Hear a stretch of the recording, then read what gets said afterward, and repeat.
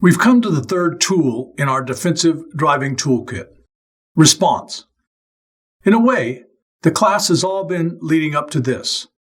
Preparation and anticipation are both tools you use in order to be ready and able to respond to whatever arises.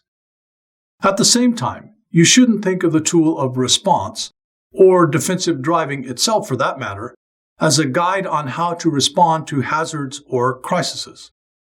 It's certainly vital to respond quickly and appropriately to a crisis or emergency, but the overwhelming majority of your responses are actually going to be to typical and customary situations.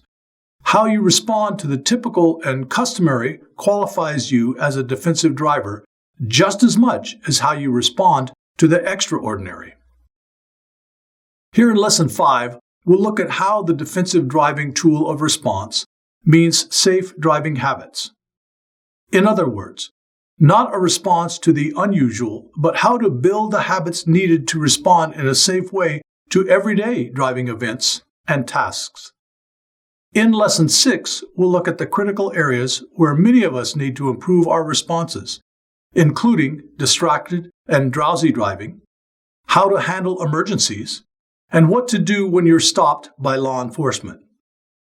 Then we'll finish our look at defensive driving by bringing it all together in Lesson 7, which is defensive driving in the real world, including how to avoid a crash or how to make one less severe if you can't avoid it.